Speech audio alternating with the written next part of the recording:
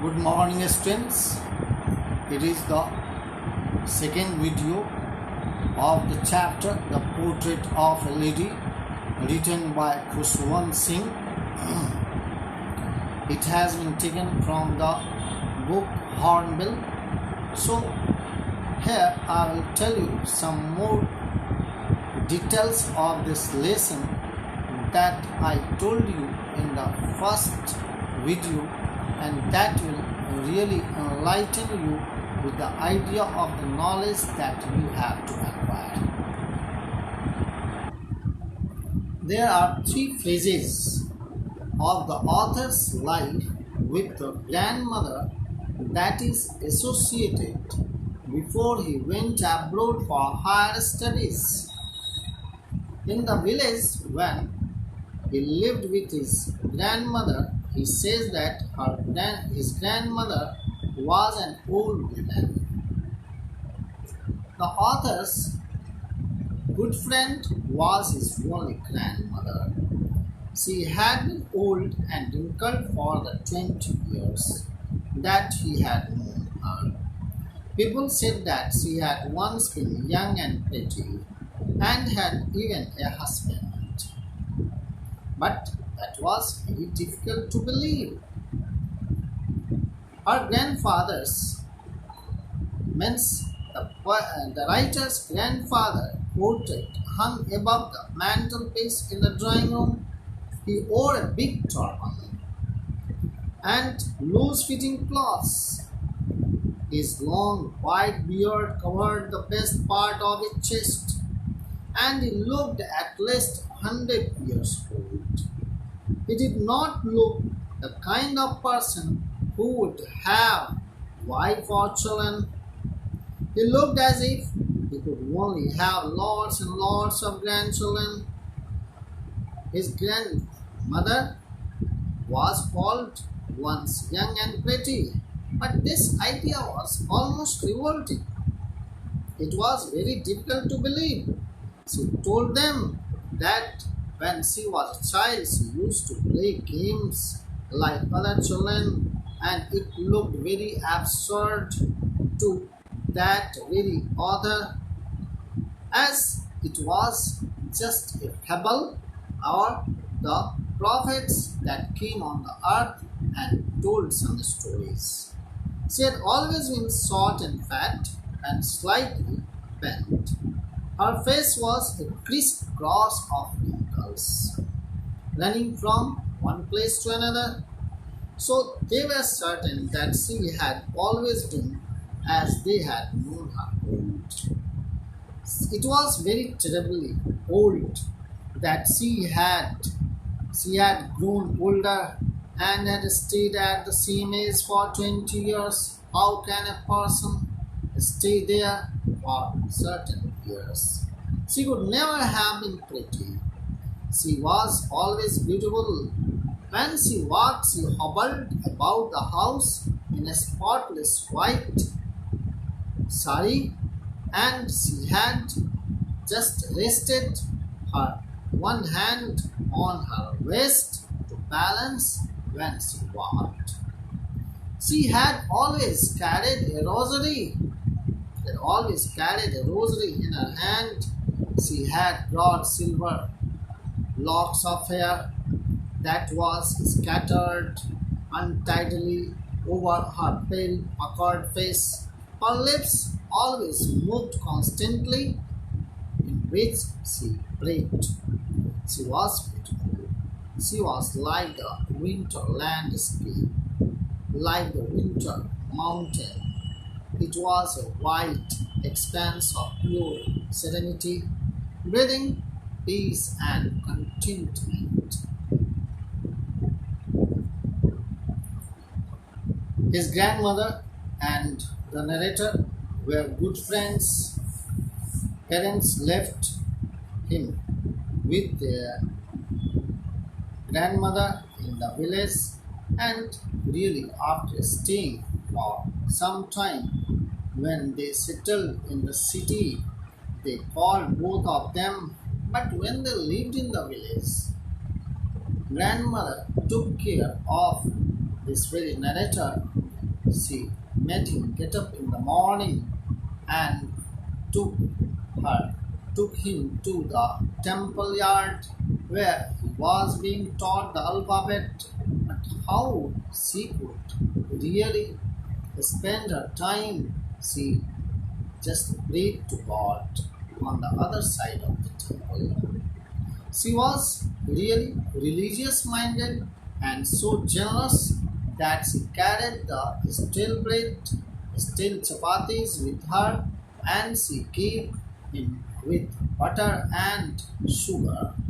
But at the time of return, grandmother used to just break the chapatis into crumbs and she gave it to the stray dogs. That's why when they returned, all these dogs were waiting for the grandmother to provide them all kinds of the crumbs of bread. It was an act of charity. When the crumbs of chapatis were distributed, all these stray dogs fought among themselves and they just wanted to comfort them. There was a turning point when they came to city, but they shared the same room. The grandmother, and the narrator just slept in the same room. Narrator used to go to English school in a motor car bus, and there were no dogs in the streets. She took to feeding sparrows in the courtyard of their city house. She just started feeding everything, and now it was a turning point. She was unhappy to know about the concepts he was taught at school.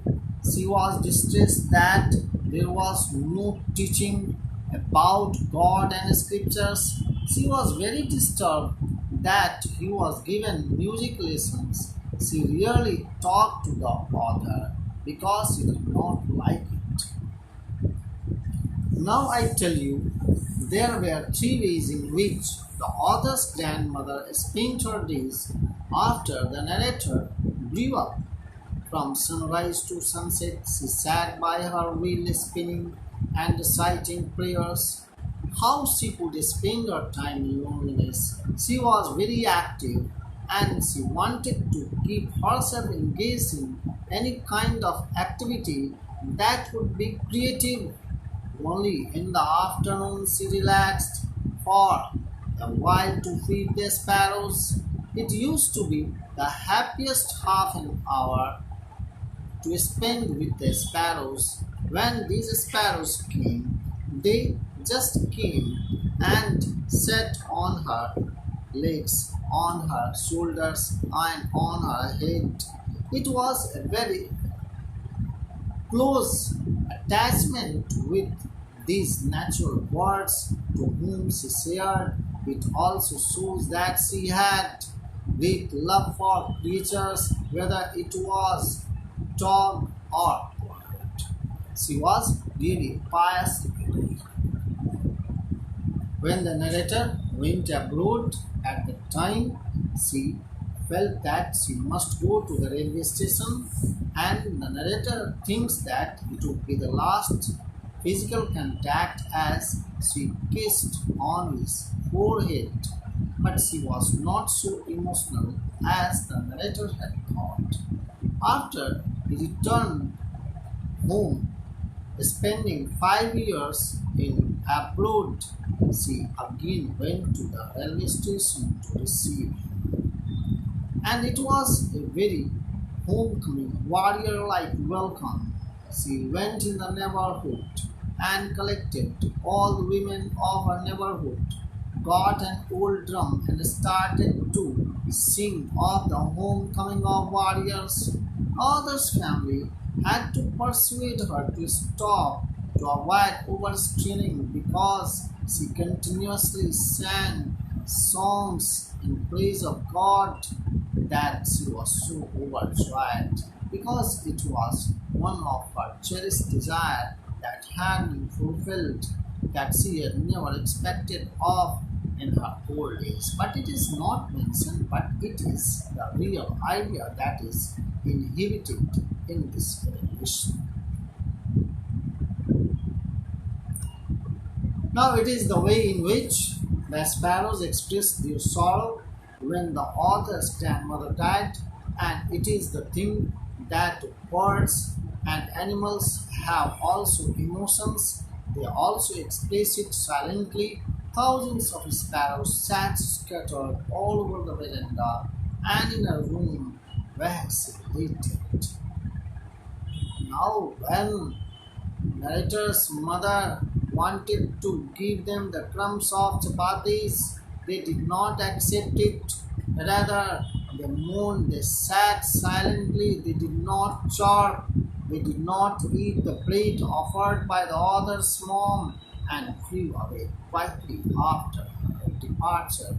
When her dead body was carried to the place of burial, and this was the last tribute offered by these sparrows to that great lady was so serene, so holy, so sacred, and so religious that she died reciting the name of God. What a grand lady she was. Thank you. Thank you, children, for watching and listening, and I hope you will like it and get advantage of solving all kinds of question answers as well. Thank you.